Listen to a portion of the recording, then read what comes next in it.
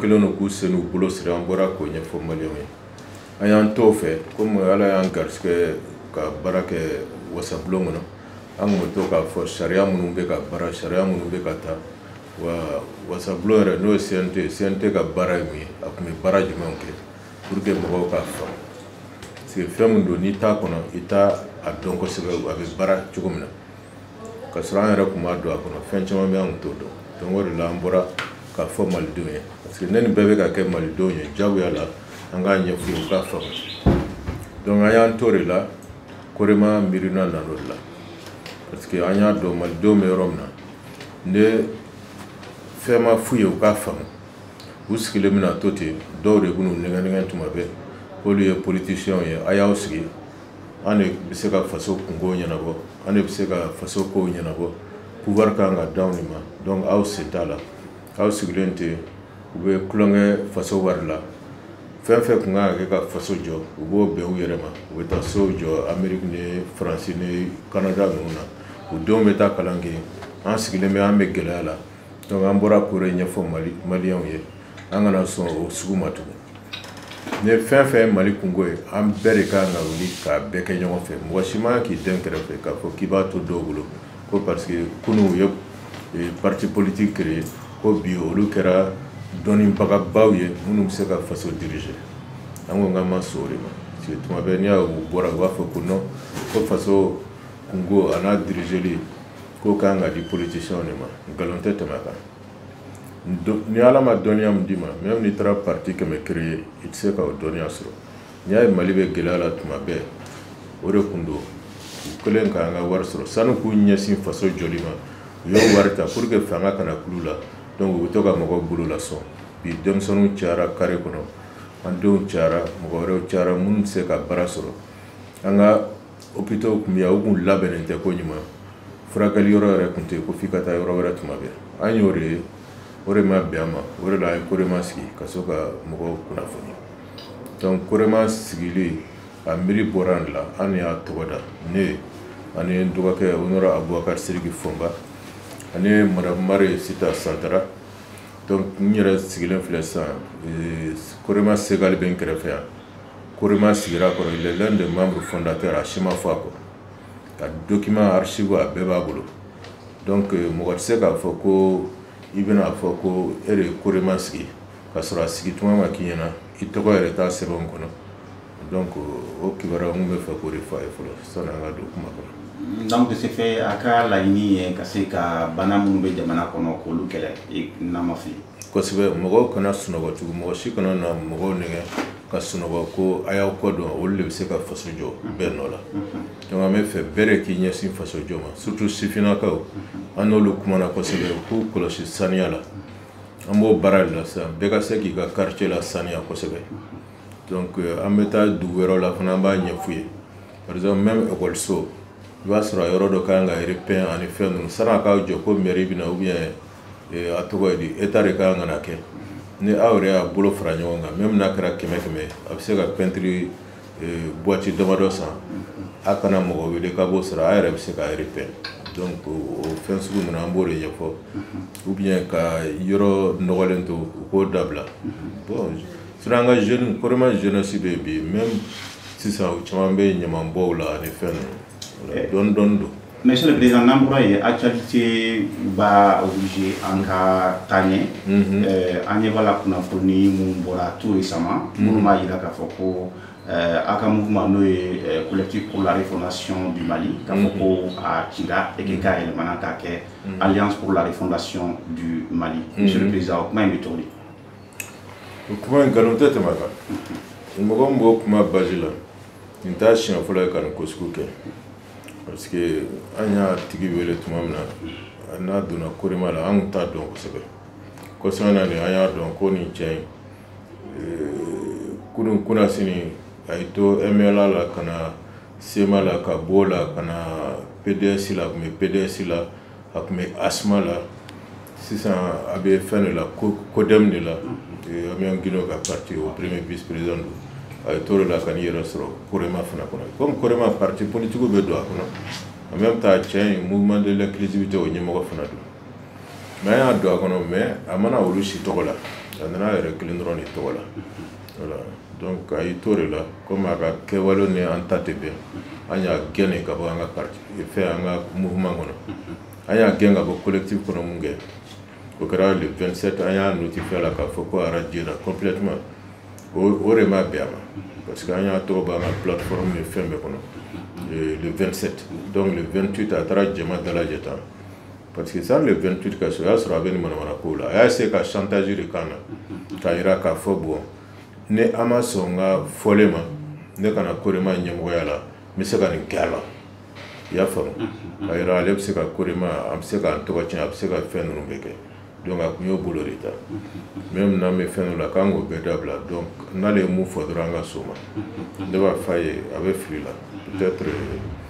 a tɛ Mali dɔn kosɛbɛ de sinon n'a bɛ Maliyɛn den dɔn kosɛbɛ a mɛnna kɔrɔnfɛla la a bɛ se k'o ko sugu kɛ mais yan an tɛ sɔn jɔnmaya ma. donc i m'a fili le 27 a y'a notifié k'a fɔ k'a gɛnna a sababu bɔra a ka nin kɛwale la c'est à dire le fait que a bɛ fɛ ale ka kɛ ɲɛmɔgɔ de diyagoya kosɛbɛ a sababu bɔra la walima ko wɛrɛw bɛ yen n'a tun bɛ ka mun kɛ ni mɔgɔw tɛ mun kalama.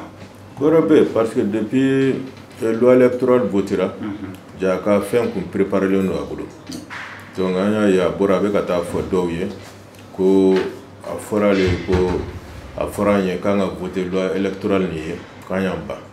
donc du fait que an ma voter a ye ko kɔrɔ ye ko an bɛ Sɔrɔdasiw contre la o kɔrɔ ye an bɛ Asimi contre la o kɔrɔ ye an bɛ Malick Diaw contre la bon o nkalon sugu ninnu quoi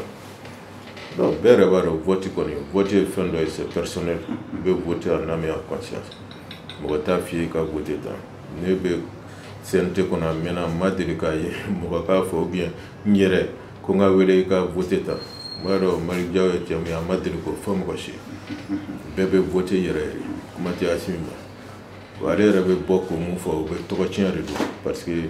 CNT règlement intérieur yɛrɛ tɛ s'o ma ko dɔ bila ka voter tan o tɛ sɔn vote impératif tɛ yen donc a y'o kumaw de kɛ parce que bibi in na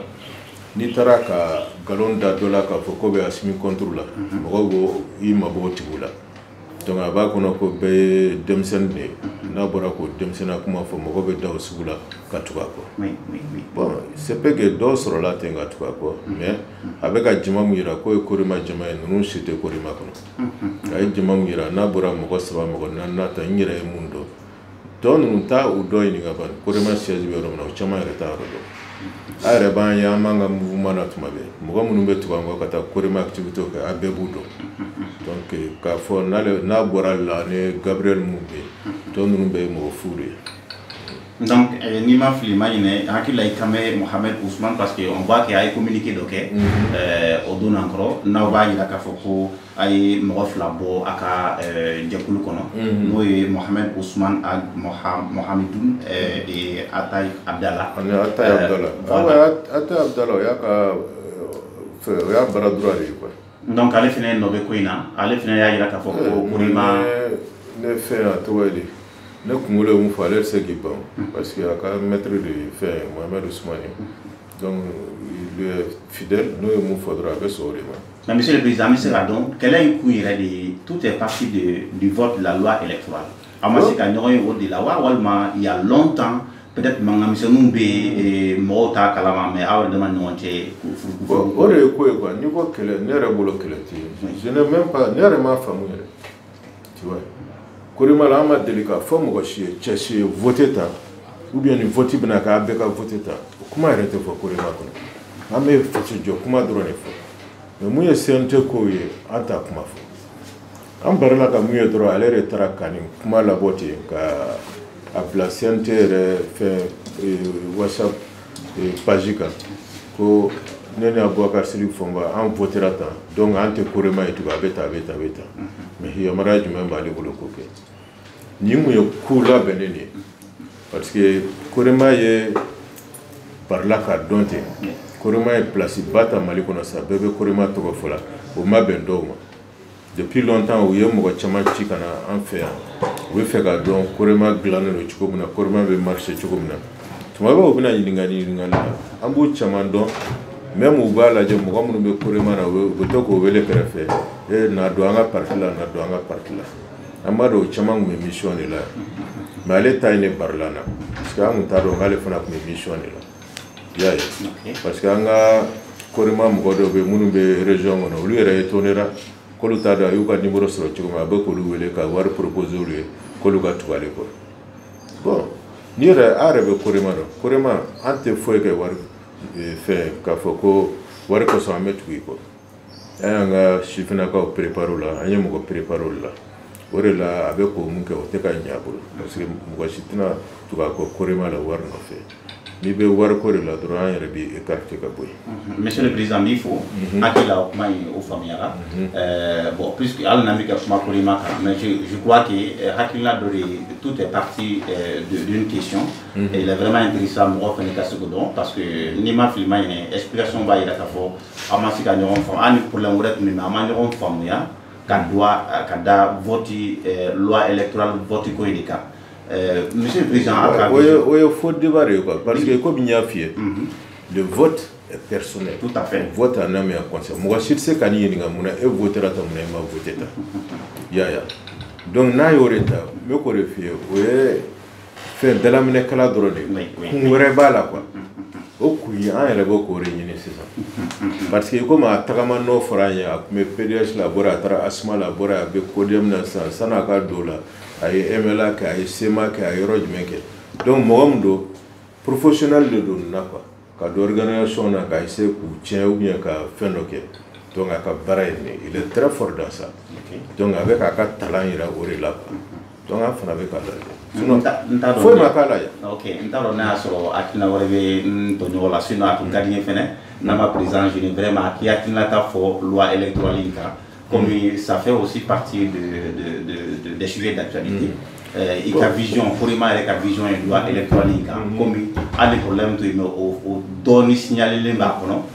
n'a sur Korima avec vision et loi électorale. Korima avec vision, Amadou Mogolo, depuis Nimasa avec Kalochama, Korima avec vision. Amongo, assise nationale Kera. Assise nationale est identique, Chumna, Anganga Tugoriko. Assise nationale est du même identique. La constitution kura voté foro la constitution kura voté ko constitution kono ambe autorité indépendante de gestion des élections le SG au bec constitution kono avec comme fait institution quoi ça devient une institution donc avec de constitution au cours même si on a une loi ou le membre chitse ka boy ko fone constitution fale donc au quoi fait ka soro ka loi électorale yere fana voté ko loi électorale na élection mona be chugo mona ko nyefo ko anga vision ko yori ango ngambe yoro mona 600 administration territoriale par exemple c'est ka fenge centre c'est ka serota mumba to administration territoriale c'est ka référendum élection nous préparer anga ta e fen kura ko ngo sinon ni ko ibna neni loi ka seme constitution ben 600 atse ka teme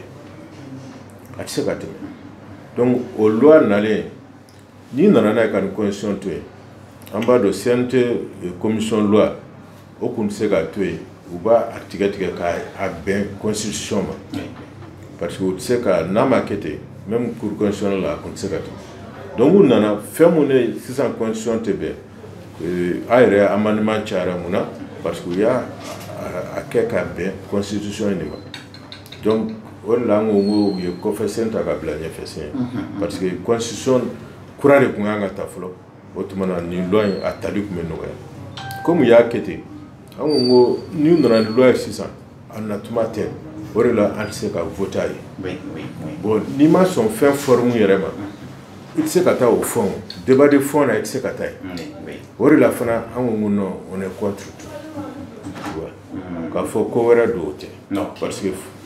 akanga ke chugumna assise nationale faut chugumna makete abana boni be bokata fo nous votera contre la IBF ni contre la où été sur la souffle où été ni fait ben fait ou bien il sera là tu vois peut-être moi ka yé chogo de clé do miri bala ka fendo résolution ça ni on ga miri to la me fait jamana ka jo parce que la mairie fondation est non fait angana segi ko chamaka parce que ni en question kan ni total au cours sini ngana une élection kera cour constitutionnel en bebna sigire ka mairie cour constitutionnel na troisième tour organisé ou bien tena organisé parce que sharam bu yamara ko ke o sharam abuy ya fam wala la malien bego maçon ko anga élection akata laban cour constitutionnel bolo ka ku sago ore nana ne gela wi voilà donc ore la ngo mo anta fait bon anta fait o sera ka foko ibe wili ka foko ton chira ko ibe tant ko chira ko parce que ngo ko ama voter ni tu vois ko doya fa nga voter bien fait non nambe voter ka da an ere ka conviction le ka voilà mo se ka nje ka voter chuka vere lo donc nyo ke kelese o kora ko ko were re kubi ko donc ay ni situation ma ko no drone vous pouvez plan mon tracé ko plan la exécution ya fa parce que ni ay beta mo wele ko ibe war duma gatu ko kora dore na war dima ke dore na war dima donc mo mi war dama de amune gafitu abo essayer ko sugure ni donu na war duma parce que kuma chama me ka fo war ko inka donc ni ya tamashina do mo me war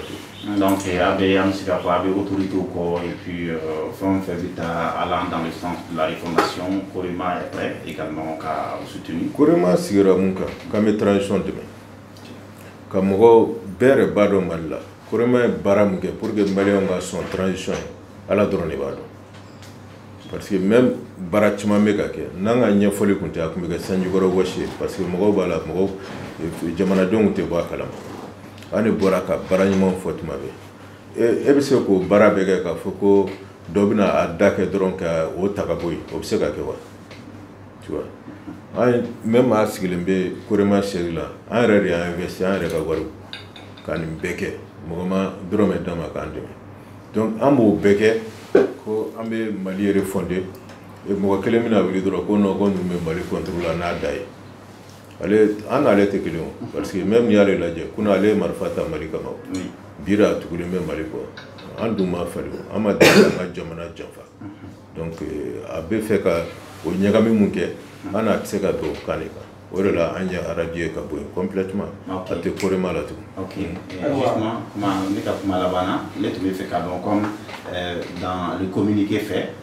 où le monsieur a été radié, on parle de l'usurpation du titre calomnie et tentative de division au sein du mouvement. Bien sûr. Je ne sais pas s'il y a d'autres actions. Action au Sénat, au niveau de la justice, au-delà de la radiation. Non, ça c'est leur donner trop d'importance. Ne awirate ne kunte fe kan ta don comme kuma chara Korema mo be wele la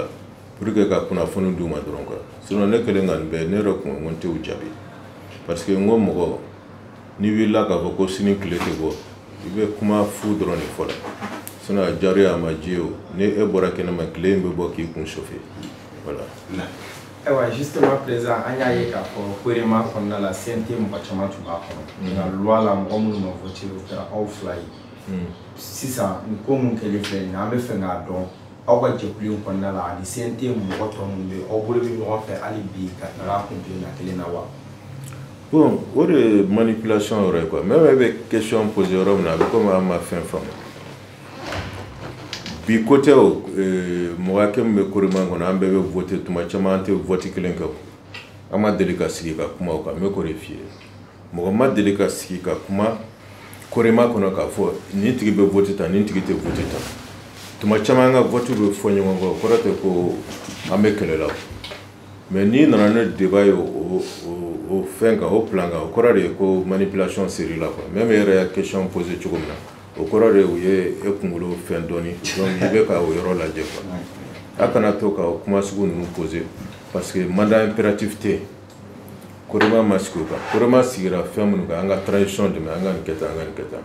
loi créer un vote li o tseka mo fo ni ko munum be Korema kono korole amba fo CNT kono sympathisant ni kacha tu vois peut-être souvent ne doga Boubacar Sidiki fo ma be kuma abu be fen parce que ne mago bula o bebna bunya sin Korema ma ni kungo bana na me fen amba ko ba foti tu vois mina mais suna nga activité là ou chama be en tout ou trop ante cotisation de manu fait il participe même pas seulement ne à l'orient nana sarike na tono nana uchamba taka daw ire la quoi sinon ka barake pour que kana ntune uchamanta ke Korema be yorom na bi Korema mbora CNT cadre kona mena depuis collectif pour la relecture Korema mbora CNT kona parce que Korema bureau kura musigira fɛn CNT mɔgɔ yɛrɛ ka dɔgɔ bureau in kɔnɔ tu vois Korema carilen no Mali bɛɛ kan i yɛrɛ b'a kalama bi farafinna Korema ka ca farafin dugu la a fɛn comité sigilen do yɔrɔ bɛɛ la a bɛ Europe ni fɛn ninnu na donc an tɛ se k'a fɔ ko an bɛ to ka Korema miiri dɔrɔn ka tɛmɛ CNT sira fɛ an t'o kɛ. Ayiwa yani an ka kuma kuncɛ projet minnu bolo an kɔni b'a dɔn k'a fɔ loi électorale a bɛ tali kɛ ka taa fo sanction wulili la yalima sanction wulili ani aw bɛ hakilina min fɔ k'a fɔ vraiment sanction wulili hali n'a wulila mais est ce que o idée dɔ tɛ a base la parce que an y'a ye k'a fɔ dɔw fana ka jateminɛ y'a jira k'a fɔ vote in kɔni loi in voteli a yiralen don communauté internationale pour que sanction ka wuli bon Korema dun ka hakilina dɔ ye k'a fɔ sanction in kɔni n'a wulila nin cogoya nin na yɛlɛmaba tɛ yen. I ma fili o i ka analyser tiɲɛ don i ma fili parce que n'i ye fɛn fɛn kɛ communauté internationale kosɔn CEDEAO kosɔn kɔrɔ tɛ k'i y'a kɛ malidenw kosɔn peut-être i bɛ se k'a kɛ de ko gɛlɛya ka wuli ko embargo ni fɛn ninnu mais an ka sini ɲɛsigi est ce que a b'an ka sini ɲɛsigi ɲɛnabɔ an ye kɛlɛ kɛ fɛn minnu kama problème gɛlɛya minnu kama est ce que a b'u ɲɛnabɔ a t'u ɲɛnabɔ a t'u ɲɛnabɔ peut-être n'u y'a fɛ u y'an ka wari min bloqué ani fɛn ninnu c'est vrai u y'an bila o gɛlɛya kɔnɔ tu vois mais an ye ko caman kun sinon maliyɛn bɛɛ bɔra k'an k'an ka wari de dilan sisan an ka bɔ fɛn kɔnɔ yoma kɔnɔ ko an ka bɔ CEDEAO kɔnɔ parce que a tɛ ka nafa s'an ma maliyɛn caman b'o de fɔ mais bon gɛlɛya ye fɛn dɔ ye peut-être a man di maliyɛn fanba fana ye ne nin sanction de bɛra sisan an bɛna lajɛ an bɛna ɲɔgɔn ɲɛda lajɛ est ce que o bɛna an kungo nɔgɔya est ce que o bɛna terrorisme kɛlɛ est ce que o bɛna nin kɛ a bɛ se ka nɔgɔya caman don a la mais n'an bɛ fɛ k'an ka jamana développer sinon an ka ɲinɛ problème caman kɔ ko caman bɛ an ka o bila sen kan de k'a daminɛ an k'an ka kanw don ba la an k'an yɛrɛ ka wari dilan parce que i ka wari o fana ye yɛrɛma hɔrɔnya sen dɔ ye yɛrɛma hɔrɔnya filɛ i ka golomasiri tabagaw olu ka kɛ indépendance totale la c'est à dire que mɔgɔ ka jɔnya t'u kan olu de bɛ bɛɛ lakana o ye indépendance sen fɔlɔ de jɔlen filanan i ka kan ka k'i bolo i k'i ka baara kɛ n'i ka kan ye o fana y'a sen dɔ ye sabanan i ka nafolo i ka wari n'i ka wari t'i bolo o fana ka jugu kɔrɔ i ka indépendance bɛɛ t'i bolo donc an dun bɛ yɔrɔ min na bi an bɛ se ka an disi gosi ni mun ye dɔrɔn o y'an ka golomasiri tabagaw ye n'a bɔr'o la foyi wɛrɛ t'an bolo an ka kan t'an bolo an ka wari t'an bolo donc n'an bɛ fɛ an ka jamana ka yiriwa an k'an ko o dɔw de don ba la même n'i ye CEDEAO in kɔnɔna lajɛ Ghana filɛ Nigeria filɛ olu ka wari b'u yɛrɛ bolo est ce que an ka fisa n'u ye an ma fisa n'u ye u caman yɛrɛ développélen don n'a ye u caman ka PIB ka bon n'an ta ye donc an yɛrɛ de kan ka miiri sisan an kan ka baara min kɛ ni sanction in bɔra yen a bɛ bɛɛ lafiya peut être surtout jamana ɲɛmɔgɔ a b'u lafiya parce que pression b'olu de kan kosɛbɛ parce que u b'u miiri jamanaden caman bɛ bɔ mais an maliyɛnw fana don koyi an caman bɛ yen an bɛ kule ko embargo k'a sɔrɔ a tɔɔrɔ si ma s'a ma parce que caman bɛ yen u bɛ kule u tɛ nasɔngɔ bɔ u tɛ sara ta u tɛ foyi kɛ i yɛrɛ b'a dɔn mais n'u sigira gɛrɛn na u bɛ kuma embargo kan k'a sɔrɔ a kɔlɔlɔ foyi t'u yɛrɛ kan mais an ka k'an ka jamana fɛ an kana to CEDEAO ni dugu caman bɛ yen u k'a fɔ k'u bɛn'u sen tereke Mali la an kana s'o ma ni sanction wulila kɔni a bɛ mɔgɔ caman lafiya mais an b'a kɔ de lajɛ mun bɛna kɛ sa. Ayiwa président an bɛ fɛ k'a dɔn bi Korema jɛkulu mɔgɔw bɛ fan o fan na u bɛɛ sigilen tulo b'i la e bɛ se ka mun de f'u ye hali bi Korema yɛrɛ ka lahalaya la kuma kuncɛ la. bon n bɛ mun f'u ye dɔrɔn n ko Korema depuis changement ninnu kɛra a fɔra ko transition bɛ dan kalo 24 ma comme depuis le 26 mars an ye caman k'a la kaban donc an ye yɛlɛma don kow la dɔɔni Korema kɔnɔ an ye bureau politique sigi minnu bɛna contact ta bɛɛ fɛ ka kow labɛn ni kalafili ko ni fɛn minnu bɛ yen pour que ka jamanadenw kunnafoni an bɛna rencontre caman kɛ an bɛ foraw fana kɛ ka mɔgɔw invité ka na ka kow ɲɛf'u ye pour que u k'a dɔn donc au bureau politique o ɲɛmɔgɔ ye honorable Boubacar Sidiki Fɔnba ale ye président ye bon donc a premier vice président o ye Ousmane Dramé donc ale ye fɛn université Ahmed Bamba promoteur ye donc mɔgɔ caman b'a kɔnɔ CNT mɔgɔ wɛrɛw b'a kɔnɔ comme dɔnnibagaw caman b'a kɔnɔ professeur ani ko karamɔgɔ olu b'a kɔnɔ historien b'a kɔnɔ fɛn caman b'a kɔnɔ minnu bɛ sariya fili fana ɲɛdɔn kosɛbɛ i comme Adama Fɔnba ale b'a kɔnɔ donc bɛɛ b'ale dɔn article 39 bon n'o bɔra an ye bureau central fana sigi bureau central mun bɛ occupé Korema ka activité la mun ni politique ko tɛ ɲɔgɔn ɲɛ sira la kosɛbɛ mun bɛ taa Mali refondeli kan donc ka kow ɲɛfɔ jamanadenw ye bɛɛ k'i sɔn don jamana jɔ la an bɛ bɔ ka kumaw ɲɛfɔ fana pour que an ka industrie bɛ se ka caya pour que an ka courant ko parce que n'i y'a mɛn jamana bɛ taa ɲɛ énergie de bɛ yen surtout courant parce que ni énergie tɛ jamana tɛ se ka développer parce que n'i y'a mɛn ko même économie sirilen don énergie kan l'énergie tɛ économie tɛ donc an k'o jateminɛ Korema bɛ ka baara k'o olu fɛnw de la comme ni fɛn sisan a tɔgɔ ye di an bɛ session laban na session don laban na CNT la sisan a tɔ ye plénière kelen ou bien fila ye comme ça déjà les deux clôtures officielles kan ka kɛ n'o kɛra an bɛ fɛɛrɛ dɔɔni donc an bɛ activité accélérer o tuma